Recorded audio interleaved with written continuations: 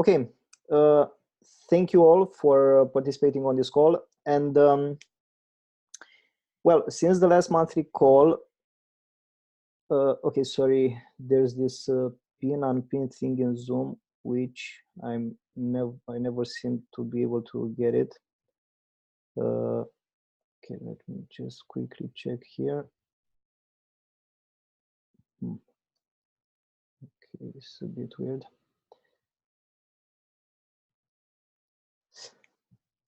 Okay, so on the last monthly call, we were discussing about a few organizations where we were planning to start the mentoring process. There were, some pending collaborations, basically, and one of them, for example, was in Egypt. We have been in contact for like 2-3 months now with the CEO of a company called Talents Arena. It's a recruitment agency, and the CEO has connections with some charitable organizations, both from Egypt and from other African countries. And our mentors from Egypt were supposed to start mentoring in the Nile University. They were supposed to start with a few students from 3 charitable organizations that this person was in contact with.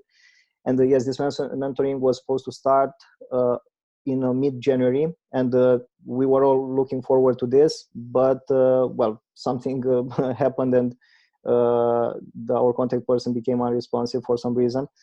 So yes, we couldn't start there, unfortunately. And it's a shame because we had this group call, and we were all very excited, and our contact person was also very excited. But well, for some reason we couldn't start there. And then there was also an organization from India called the Nudge, which seemed very interesting. And well, they seem to have very high ambitions for helping many underprivileged young people. But it seems that well, at least they are saying that their model doesn't really match up with ours. So yes, we couldn't start there either. Then also in Bangladesh, 2 of our mentors had a demo there recently, and it seems that we still need to check some points that they would require for us to be able to mentor there. So that's still pending.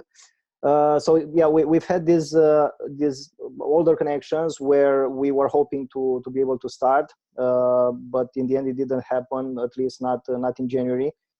So actually, for a few months, especially since mid 2019 towards the end of last year, we have been trying to focus mostly on very large organizations, such as Save the Children, BRAC, SOS Children's Villages, Care International, and so on.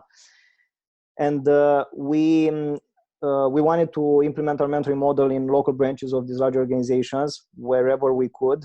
But there seem to be various challenges along the way. Challenges related to the fact that some of these branches didn't have access to computers and internet, or the fact that the contact persons from these organizations were not very responsive, or the fact that they weren't able to organize the students properly. So there have been all these challenges which kept delaying the start of the mentoring process. So I decided recently, actually at the beginning of this year, I decided that it would be best to focus much more on trying to collaborate with the small organizations remotely, where we could start faster. And yes, I went first of all to a website called globalgiving.org, where NGOs are trying to get funding for their projects. And I've also found a good website with NGOs from India, with many NGOs from India. So yes, I started contacting these organizations. I've talked with quite a few of them, especially in the last 2 weeks, with more than 10 organizations so far. And yes, they were all very excited about starting this kind of collaboration and enabling their students to learn programming and pursue this kind of career path. So yes, we are still waiting for an initial list of students from some of them, but we have already been able to start in one organization so far. Actually, 4 of our mentors from India had their first session in an organization called MWB, which is in the northeastern part of India, and they have computers there, and they have a good enough internet connection for remote communication. And yes, they started with 15 students, so well, a relatively large number. But yes, the mentors were very happy. I've just talked with them.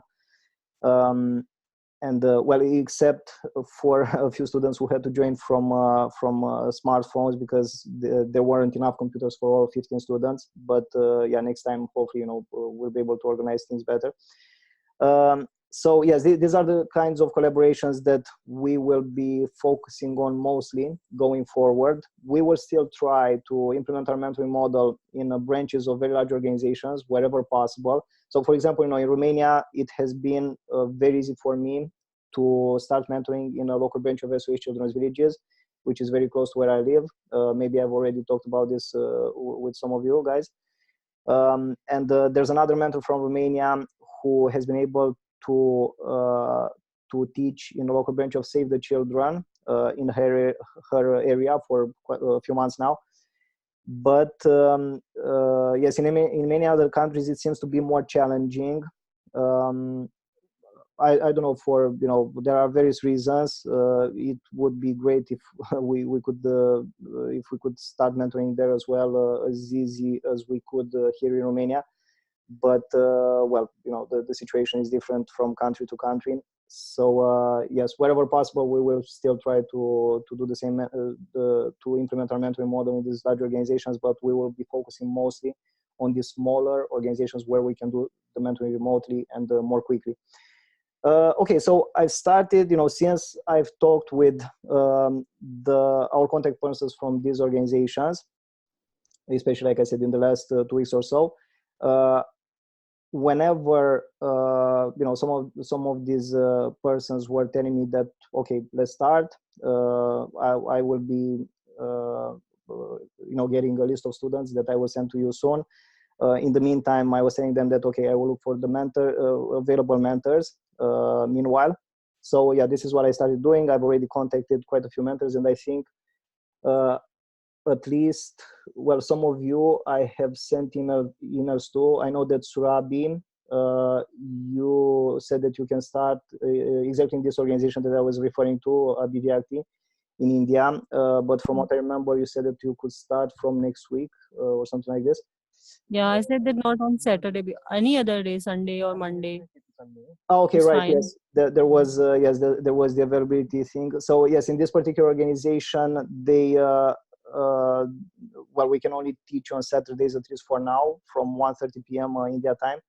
But there are 2 other organizations from India that we are in touch with, and yes, maybe at least one of them, it will be possible to do this mentoring on a Monday or a Sunday, right? Like you said.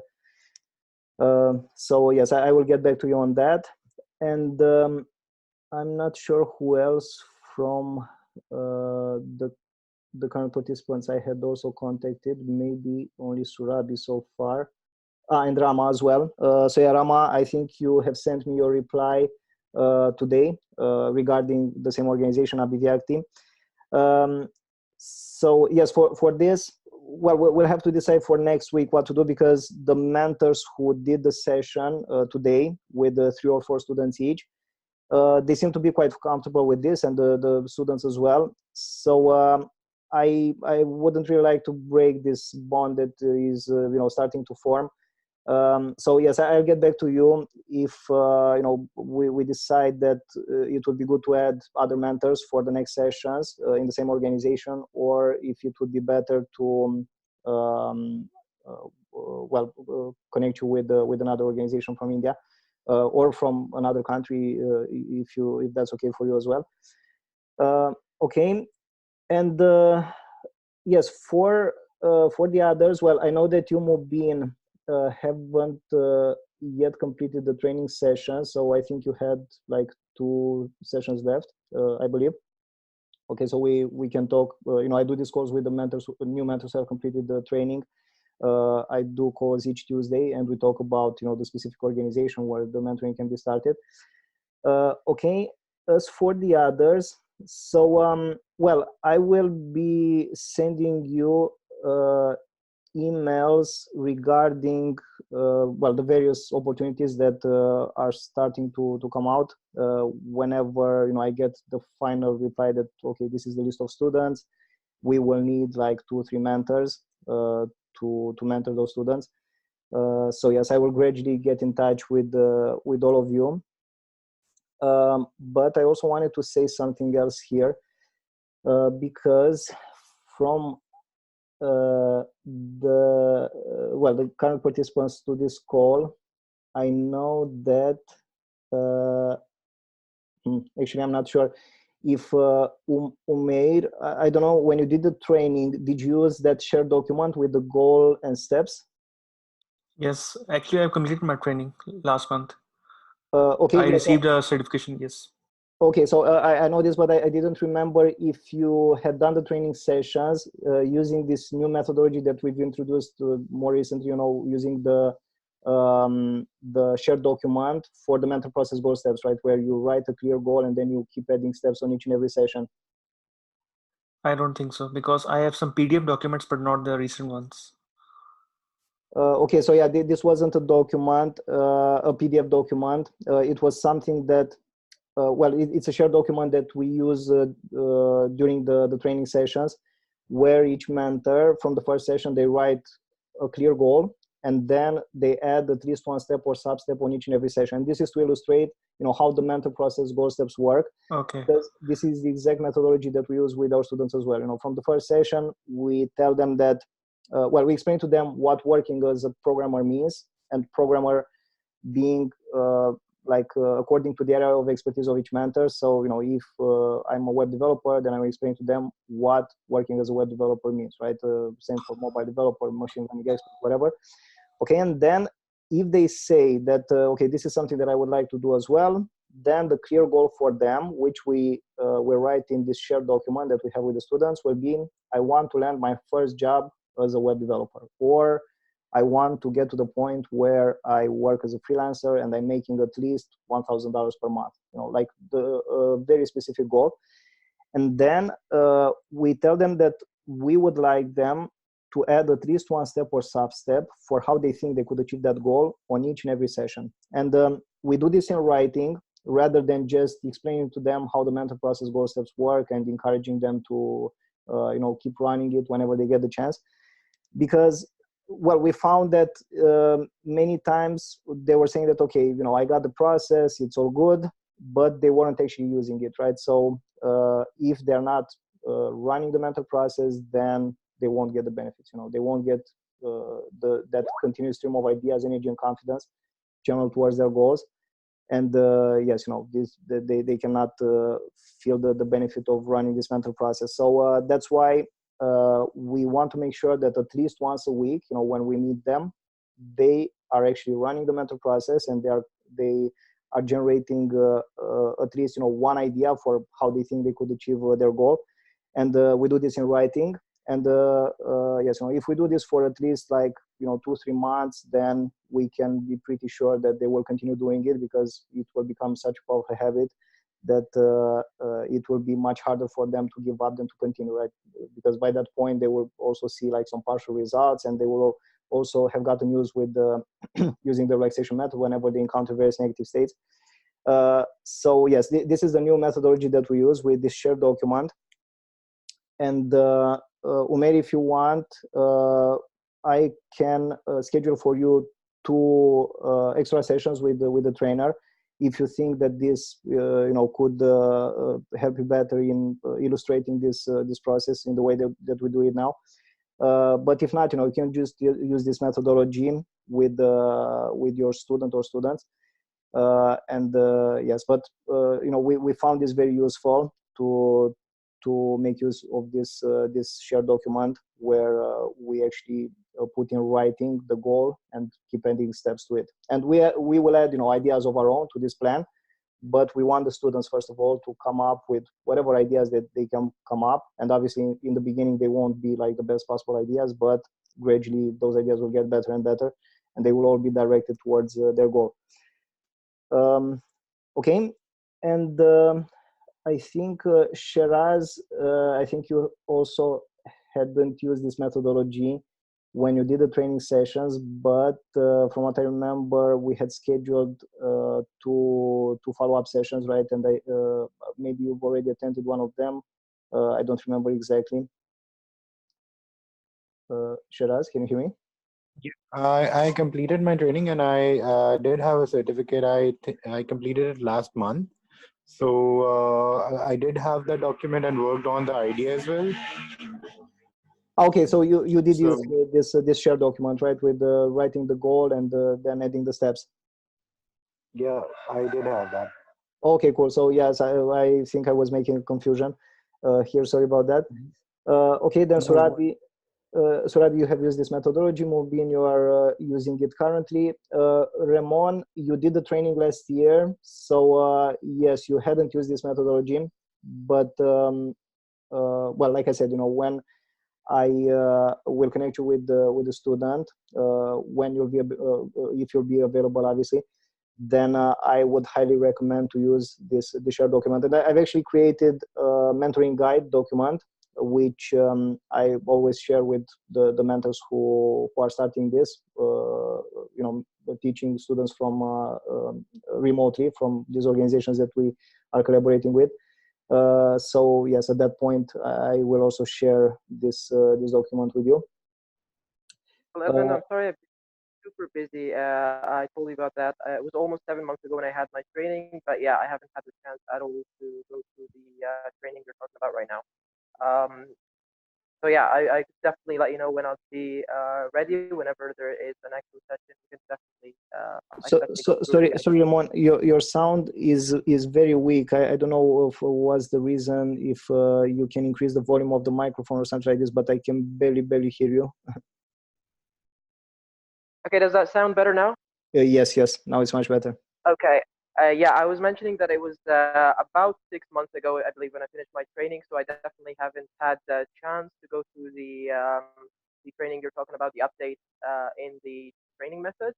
And I was saying that I've been very busy at work. I'm sorry about that. This is actually the first meeting I've been able to get to, because every single time there was a meeting before, I had like an urgent issue at work or something that needed to be finished. But yeah, I'll definitely make sure to be available, and whatever is needed if I have to go through training again for that would be no problem at all. Sure. So in this case, I could do what I was mentioning earlier, right? To schedule 2 extra sessions, like once a week, until you start this mentoring process with the student. So yes, we can establish, after the call by email, we can establish the schedule for this, and well, you can do the sessions at the same time that you did them before. Or actually, I think you did the training with Jane, and Jane is not with us anymore because she had to move to an area where her internet connection wasn't that great. So yes, they will probably be on Saturdays, but we can establish the times for these extra sessions after the call. Absolutely, no problem. Cool. Okay, and then, like I said, I'm gradually sending these emails to more and more mentors from our group who might be available, right, to start this mentoring process in the organizations that we have started collaborating with. And yes, after you complete these extra sessions, I will send an email to you as well, and you can decide at that point if you'll be available according to the availability of the students, if you can teach them remotely. Okay. Absolutely, yes. Cool. Okay, thank you, Ramon. And then Rakibuz, I know that you also have completed the training last year, so you didn't use this methodology, but I also remember that I have already scheduled the extra sessions for you, right? The follow-up sessions, Rakibuz. Yes, I have completed my mentoring process session, training session, but you have sent me the follow-up sessions schedule, but I missed it. I was busy, but can you please send me the reschedule? Sure, definitely. Okay, so I'll have a look when the follow-up sessions were scheduled, and yes, we can keep in touch via email, and we can reschedule them.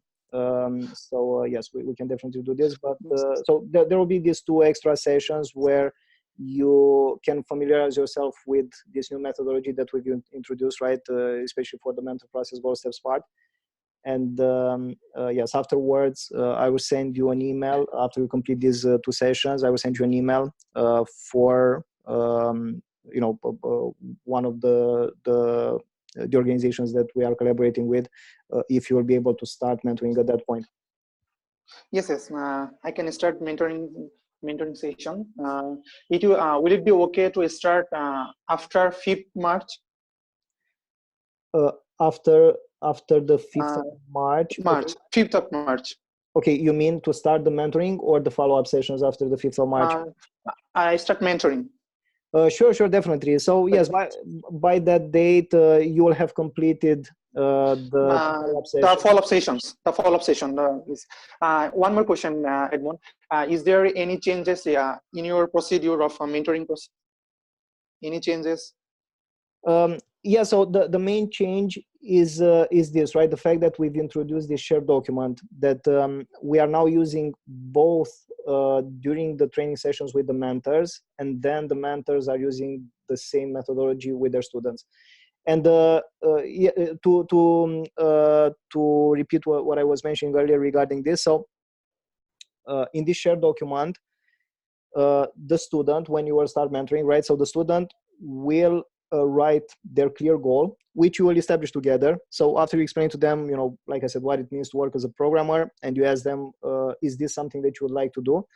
And if they say yes, then you tell them, okay, so going forward, the goal that we will be referring to will be, I want to land my first job as a programmer.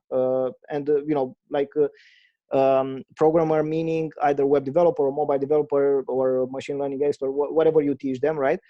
So yes, this will be the goal that you will be referring to. And then you will also ask them to add at least one step or sub-step that they think would take them to their goal. And you will add steps of your own, right, that will take them to their goal. But yes, in this way, we are making sure that the student keeps running the mental process goal steps. They keep thinking about their goal and keep asking themselves what else can they do in order to achieve their goals. Okay, it's okay. I understand.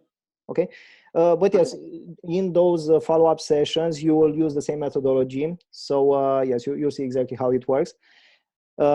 Okay, and we also have a bigger list of questions now for the relaxation method and the mental process goal steps. And we've also introduced the super focus method, which is something very simple that you'll find out in these follow-up sessions.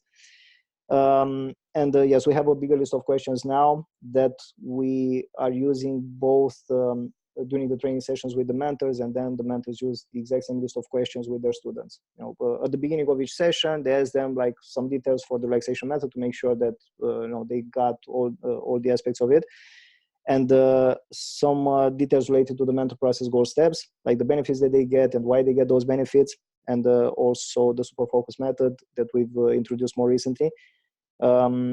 So yes, there's also this thing, but you will find out about both the extra questions that we've added and this methodology with using the shared document for the goal steps in the follow-up sessions.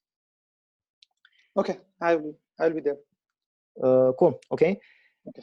And Rama, I know that you've used this methodology, I think, even from the first session. So yeah, I know that you've used this shared document with the goal and steps.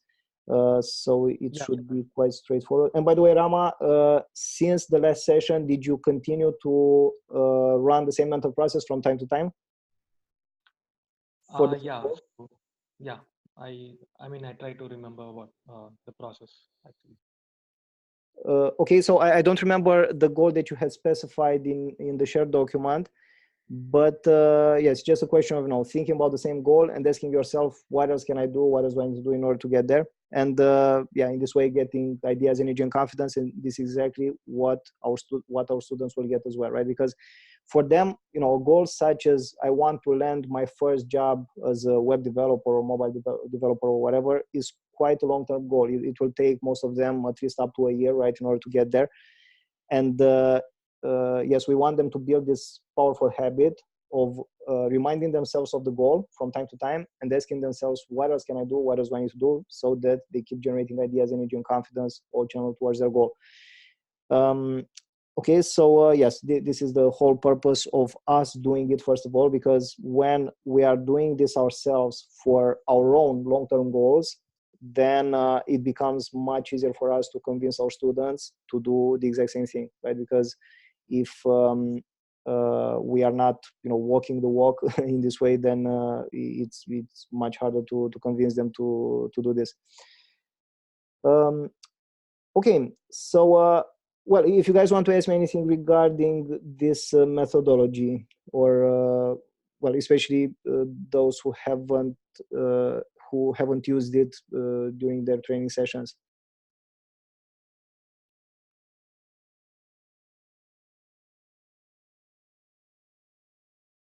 Okay, cool. If not, well, these were the things that I personally wanted to cover in this monthly call.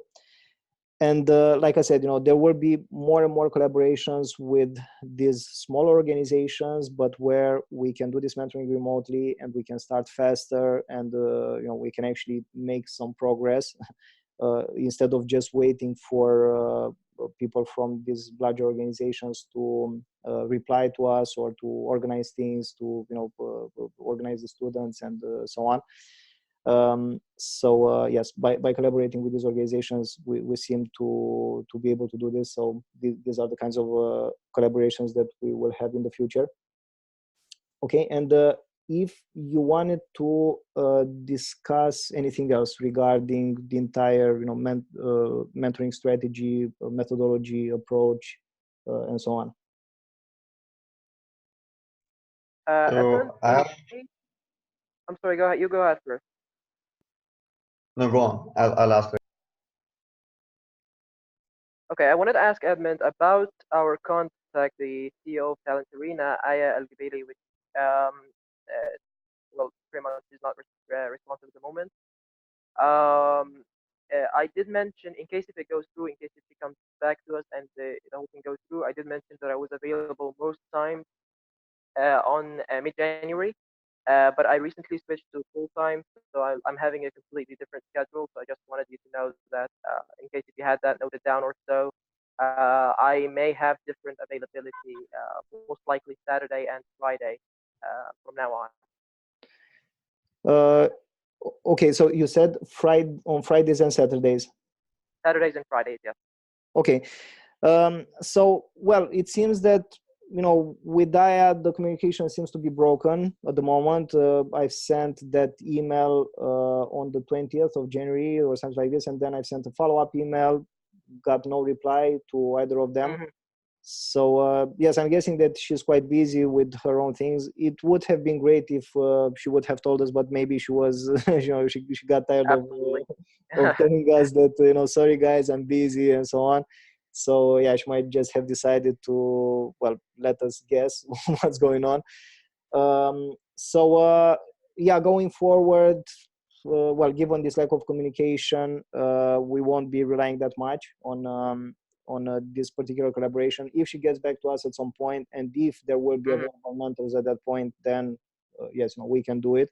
But yeah, she will have to come with something like really precise, like something well organized, because otherwise we can just keep waiting. Okay, but it's great that you said that you would be available on Saturdays, because to all of these organizations that I've started contacting for remote mentoring, I always tell them that our mentors are available usually on Saturdays, because, well, weekdays are for their full-time jobs. And yes, they seem to be okay. So I haven't had. I haven't encountered any organization so far that said that sorry, we can only do this during weekdays. So yeah, Saturdays should be fine, and if you're available on Saturdays, then this is great. But for the specific times, I will get back to you when after you will complete these two follow-up sessions. I will tell you what opportunities there will be at that point for this remote mentoring, and I will also tell you what times would work for them on Saturdays, and you'll see if your availability matches. If it doesn't, then we'll wait for the next opportunity. But like I said, I will keep contacting these organizations, more and more organizations, and we will have various opportunities. Absolutely. I'll keep an eye for that. Mm-hmm. Cool. Okay, thanks, Ramon. And yes, Mobin, you also wanted to ask me something?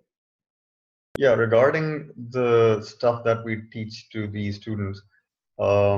So we could be teaching them anything. It could be programming on the web or machine learning and so on and so forth. But I was just thinking, won't it make more sense that we pick and choose the technologies which are more in demand looking at the market right now? Because I don't know how many machine learning jobs are out there, but there might be a lot more web development jobs, and these students who are already newbies, they might benefit a lot more from all of this rather than picking something haphazardly and just randomly teaching all of them and putting all of that time into it, only to realize that there's they are going to get a very hard time actually competing with others. Sure. So there are two aspects to this issue that you've mentioned. So one is the fact that each mentor can teach their student whatever they know best or whatever they think would be best for the student to learn.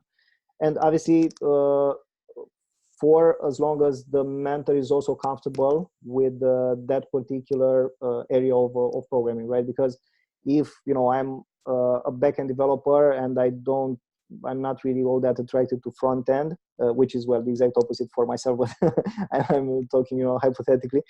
Then the mentor might not be that comfortable teaching their student HTML, CSS, JavaScript shouldn't necessarily be a problem, but for HTML and CSS they might not feel that comfortable teaching them this. But there's the second aspect, which is that even if the mentor teaches the student something that might not necessarily be in that high demand as opposed to other technologies or other areas of programming in their area, still it will be a great start for the student. So the goal can also change. So let's say that the mentor is a backend developer, and they explain to the student what it means to work as a backend developer, and they write this goal right in the shared document. I want to land my first job as a backend developer. Okay, and then they keep adding steps to it. They keep taking steps towards this goal, and at some point, maybe the mentor realizes that okay, in your particular area, you might not be able to find that many backend development jobs, right? So it might be best to focus on the front end, which, this specific case might not be really realistic, but let's say that this might be the case.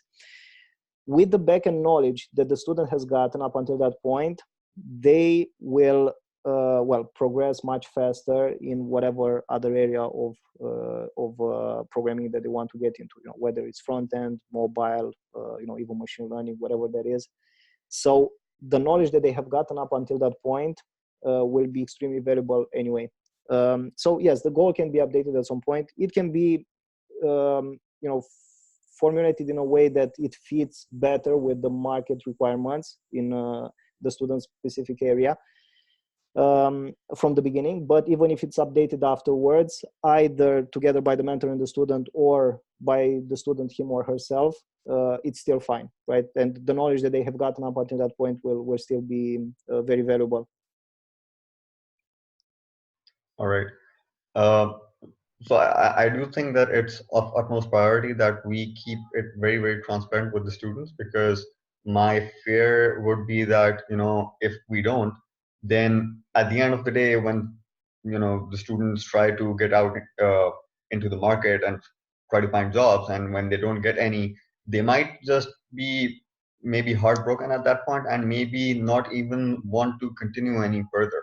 So transparency would be something that will have to be kept from day one.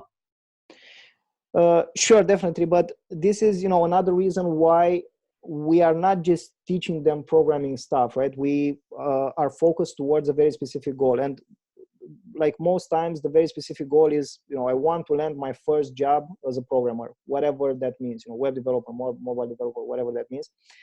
And by doing this, if the student keeps reminding him or herself of that goal and keep asking themselves, what else can I do? What else do I need to do in order to achieve it? The student will also get ideas such as, okay, let's have a look at the websites where there are job offerings for programmers in my area, and let's see what the requirements are. So this might even be an idea that comes from the student, him or herself. And once they do this, they notice that there seem to be lots of PHP jobs, right? For example, in my area, or lots of Java jobs or whatever that is.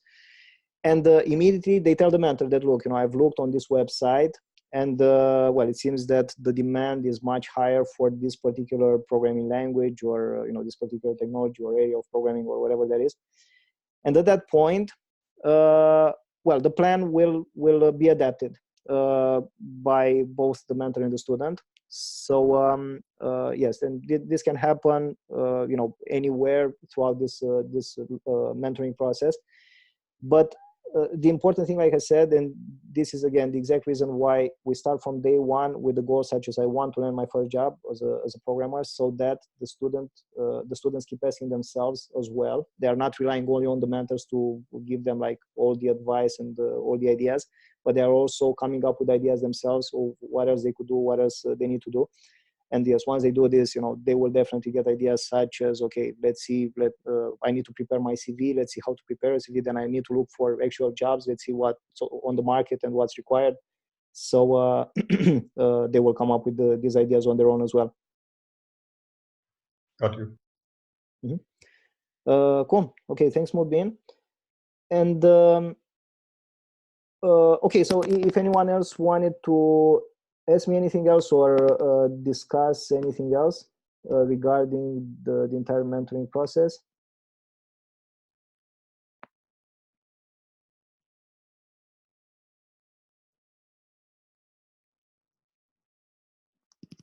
Okay, cool. If not, well, I would say that we can wrap up the call here. And like I said, as I keep contacting and talking with the representatives of the volunteer organizations that I'm getting in touch with, I will be sending all of the mentors from our group emails, and if they are available at that point, then yes, we can arrange this to start this mentoring process. And another thing I wanted to add here is that ideally I would say that each mentor will meet with their student once a week for at least 3 months, because even if the mentor becomes unavailable after 3 months, 3 months would be enough to share at least some programming knowledge and skills with the student. Not a lot, of course, but still, a significant amount that really gets the student started. And then during these 3 months, the student will already be able to develop this powerful habit of reminding themselves of the goal and asking themselves, what else can I do? What else do I need to do? And also relaxing whenever they get into negative state. So even if the mentors become unavailable after these 3 months, the students can just keep going, right? They will be, it will become much harder for them to give up than to continue at that point. And this is where we actually want to get them, right? To the point where they have this very powerful willingness and desire to do whatever it takes in order to achieve their goals. So yeah, I would say that the sweet spot would be around 3 months. Yes, I would highly recommend to have this period of time dedicated for mentoring with each student. Cool. Okay, thank you all, and we'll be in touch by email and then on the next monthly call if you'll be available. Cool. Thanks again, and have a great weekend. Have a Thanks, great Edmund. weekend. Thank you. Bye-bye. Yeah, take Thank you. Bye. Bye. Bye. Bye-bye.